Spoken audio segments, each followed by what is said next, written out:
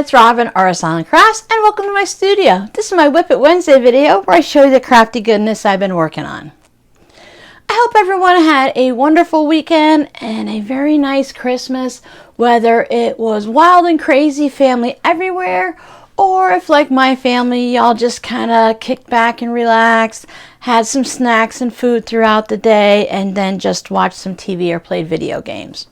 My daughter came home on Saturday, so most of the weekend, well, she was gone for most of Saturday by the time she got home, but for the weekend, Sunday and Monday and Christmas and all that, we just kind of laid low. I made some little snacks for everyone. Simple things like deviled eggs, those square pretzels where you put the Rolo and the M&M on top, or some people like to turn them into turtles and put a pecan on them. We used to do Hershey Kisses with an M&M, but the kids really loved it with the Rolo. I made the pretzel rods where you dip the end in chocolate and you put sprinkles and stuff on it. My daughter and I decided we do not care for those. There's nothing wrong with it. We just didn't quite like it. Now, I love chocolate dipped pretzels. I just didn't care for those pretzel rods. I also didn't really care for chocolate covered potato chips. Whether it was a thick layer of chocolate or a thin layer of chocolate, just half of it dipped, all of it dipped, I just didn't really find it all that exciting. Now, I know a lot of people love it, so I'll just go ahead and leave those snacks for you guys. I received a snowflake fabric postcard in the mail. Isn't that one really pretty? I finished my Flying Geese Quilt As You Go Christmas stocking. I hand stitched all the binding down. I figured out how to do bias binding. So a lot of the things that are just, they need practice on them. Try a couple different ways to make the bias binding out of fat quarters or a square of fabric or something like that. How to get it to lay down nicely on the stocking without getting a little bit of wrinkly type stretchy, well, I'm going to call them stretch marks. Let's just call them what they are. To figure out how to do a bias binding on a straightaway and to bring it around to the back and not have any of this.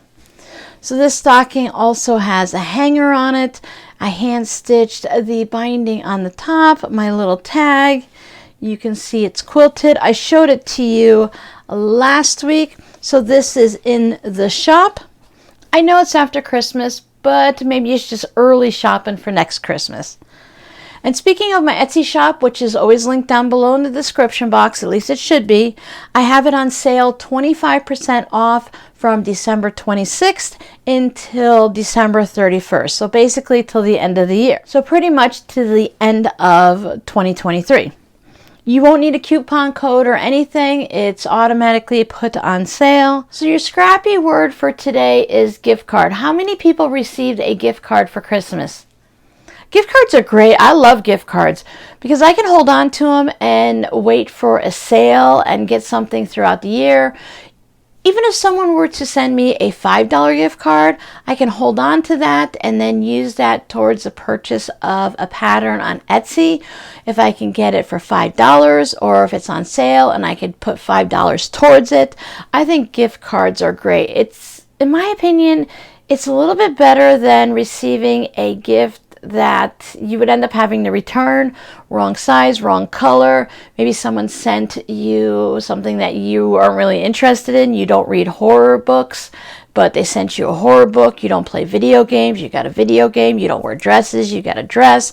Things like that. So it's really nice to be able to just go and purchase something that you need or you would want without having to battle the lines for people returning things after Christmas. I've been in those lines. They are crazy. We used to always have to run out the day after Christmas for batteries or something for the kids' gifts that we'd forgot.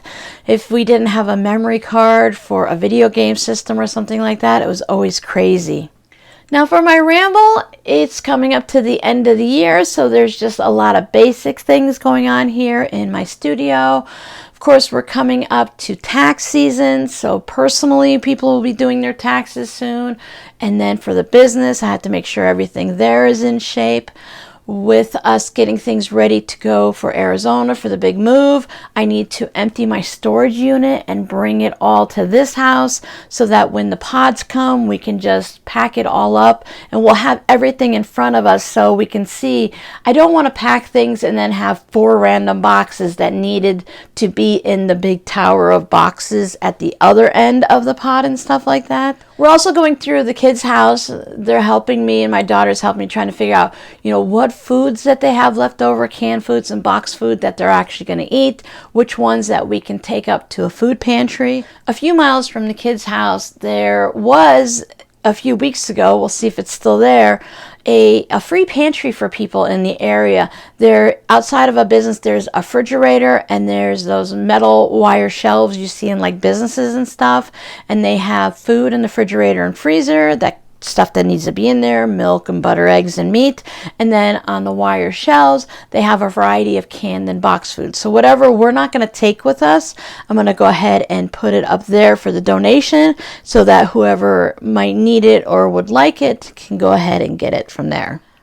I did a lot of cleaning and organizing in the kids' garage just to get it ready, and I have a nice little spot set up for me to go ahead and bring a lot of my stuff. It's now cooler, of course, in the winter here in Florida, and I don't have to worry about things being too hot in the garage, so I can put some things in there. And I'm also going to start going through my room here. Even though I didn't bring a lot with me, I filled my car up and probably then some, because I brought things over ahead of time, like my sewing table, and I think I brought over like the sewing machines and stuff like that. So I'm going to need to start figuring out all the stuff that I'm going to be packing in the pod. There's not very many things that I'm going to actually take with me craft room wise. I'm packing the sewing machines, all the fabric and everything. Christmas is over. I'm done sewing with Christmas fabric as far as I know, so I'm going to go ahead and pack all that stuff up and just get my footprint here a little bit smaller, so as it gets closer to the time, then I have less things to go ahead and pack. I'm going to start a tote bag of things that I know I want to take, because I've set aside some craft projects, some of the embroidery ones, some hand stitching and things like that I can take with me. So in that first week or so in Arizona, if I want something to do, or maybe during a video or a live stream while waiting for the pod could get there before we get there, or it could get there anytime after. Sometimes you can get it right away, and other times it could take up to a month. It all depends on when your pod made it from here to there. They don't just take your pod and send it over. They put them on a big truck, big 18-wheeler type thing, I believe. So they have to all be lined up. So if your pod is the last one, it could go right away. But if it's the first one, then you have to wait for everyone else to have some to go wherever. They don't all have to go to Arizona or California. They might be going to North Florida, to Texas. I mean, our pod could be the last one on the truck, or there could be a bunch of people in that general area. I have no idea. It's the first time using pods, but that's the basic information that I've seen online. I was thinking for videos and such, I'll see if there's anything I can video as we're like packing up this house, maybe a tour of this house before it's completely emptied, because once it's empty, we're going to be like out the door, and then a tour of the new house with all of the rooms before it is started to be lived in and everything, you know what I mean, before we start really unpacking everything and living in it, because then of course it'll just be the basic like my studio or bedroom that you'll see.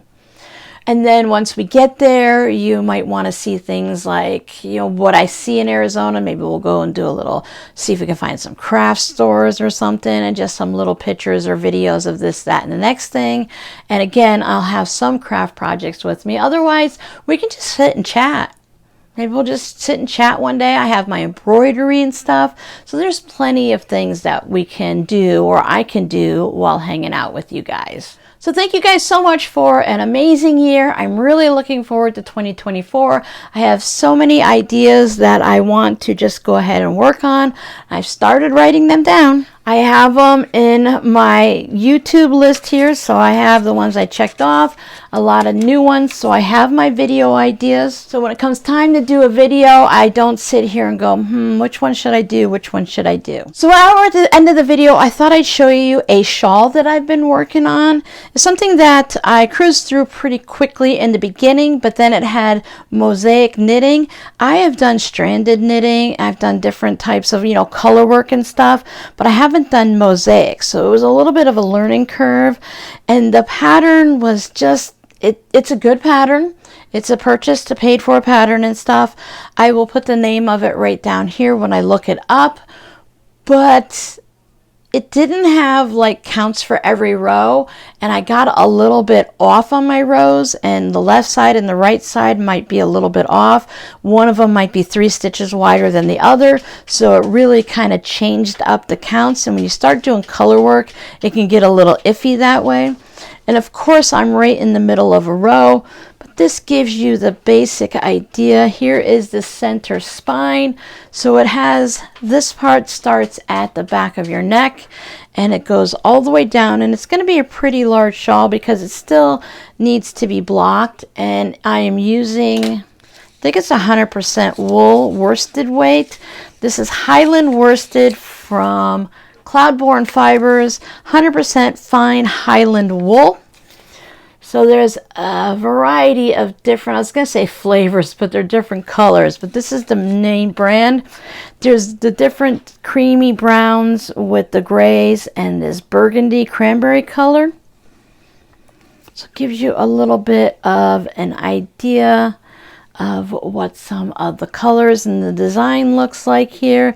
It is not perfect, but you know what, when it's on your body and it's going down on the back of you, maybe you're using it to read at night or to watch a movie, I think it's going to be fine. I don't think it's going to be really like, oh my God, Robin, you really messed up on that. I've already taken it back once because I'd started putting these little bumpies in, these little pearl bumps, and I put like 3 or 4 in, and then I forgot I was doing it, and I just did a whole bunch of knitting, so it was just plain here, and I really like it better with these ribs in it. So when you're doing mosaic, you're just slipping the stitches. For anyone who's familiar with knitting, instead of knitting a stitch, you just slip it from one needle to the next, so you don't have like a bunch of floats or anything behind like you would if you were doing color work. But again, I've done enough color work that I've gotten pretty good at it. I just would need to practice a little because I'm a little out of date with it. But it's a really nice kind of southwestern look to it and everything. It's really kind of fun and it's interesting and all, but I think if I were to get another project like this, I would just do the normal color work that I'm familiar with. And having, like when you have a sweater that has a whole bunch of colors like this, when you look at the outside of it, it looks really nice. And when you look at the inside, it looks like this. And you might have little bits of yarn that goes like this that you could catch your finger on. Those are called floats, and that's what goes back and forth. And I think I would just prefer to do it, since you're going to have them anyways. It just is easy enough for me to do it that way too. So that's it for me today. Enough rambling. Thank you guys so much for hanging out with me. I will see you on Friday because it's the 29th, so we'll see what happens between now and then. And I don't know what you're going to watch, but you'll watch something. So thanks so much for hanging out with me and for being part of my journey this year. I hope you guys stick around for 2024 because I think it's going to be an adventure. Bye.